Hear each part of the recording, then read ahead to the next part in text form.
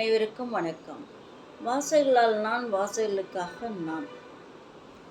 ஒரு சிறுகதை ஒன்று பார்த்து விடுவோம். கேட்டுவிடலாமா? ஒரு வயது முதிர்ந்தவர், அவருக்கு கை செயல்படாது. அவரை விட்டுவிட்டு மகனும் மருமகளும் வீட்டை பூட்டிவிட்டு வேலைக்கு சென்று விடுவார்கள். அவருக்கு டைனிங் டேபிள் மேல் அனைத்து உணவு பண்டங்களையும் வைத்துவிட்டு சென்று விடுவார்கள். அவர் அதுக்கு அருகில் கட்டளை போட்டுவிட்டு படுக்க வைத்து விடுவார்கள். அவருக்கு இயற்கை உபாதை என்றால் டயப்பர் கட்டிவிட்டு சென்று விடுவார்கள். இப்படியே காலம் உருண்டோடியது. இவரை கொண்டு ஒரு ஹோமில் சேர்த்து விடலாம் என்று இருவரும் பேசிக்கொண்டார்கள்.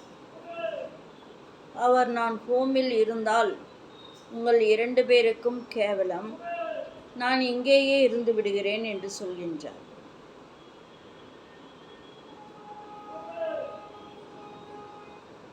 அவர் பிளாஸ்கில் இருந்து டீயை ஒரு நாள் ஊற்றி குடிக்கும் பொழுது கை தவறி கீழே விழுந்து விட்டது.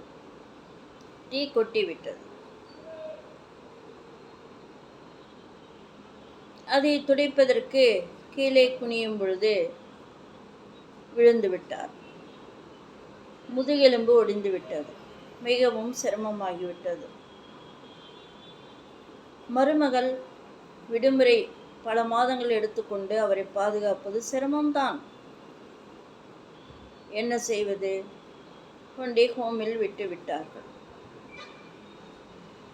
மனிதனுடைய நிலைமை வயதானால் எப்படி என்று பாருங்கள். எவ்வளவு காசு பணம் இருந்தாலும்,